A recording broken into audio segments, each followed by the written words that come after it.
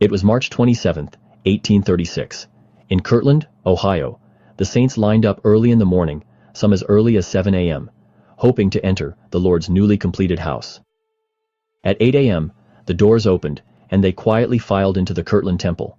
For many, this was a moment of reverence and awe. A temple had been built in this dispensation, and it was about to be dedicated to the Lord.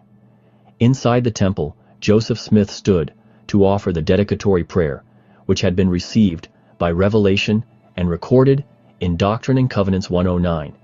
His voice echoed in the hall, that thy glory may rest down upon thy people, and upon this thy house, which we now dedicate to thee. The Kirtland temple was unlike modern temples. It had no baptismal font, no sealing rooms, and no celestial room. But it was the first holy house built by commandment since the New Testament era. It was a place where the Lord would fulfill his promise to endow his saints with power from on high.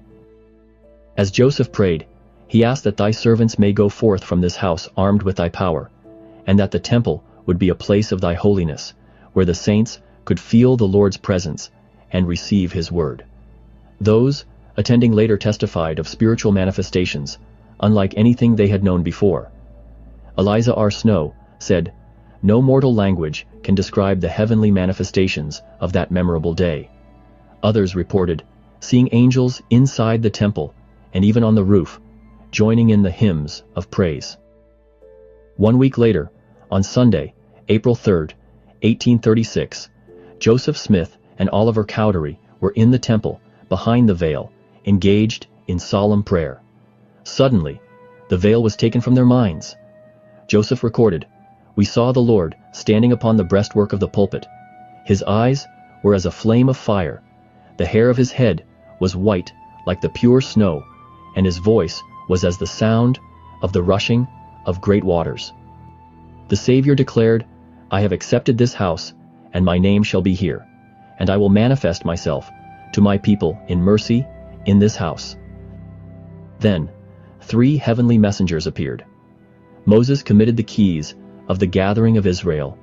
Elias restored the gospel of Abraham, and Elijah returned to fulfill the prophecy of Malachi, bestowing the sealing power, the power to bind families on earth and in heaven. The Kirtland temple was the beginning of temple work in this dispensation. "This is the beginning of the blessing," the Lord said. "Since that day, temples have risen across the earth.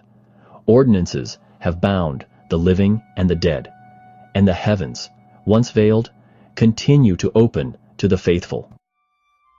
Each time I enter the house of the Lord, I step into a place of his holiness.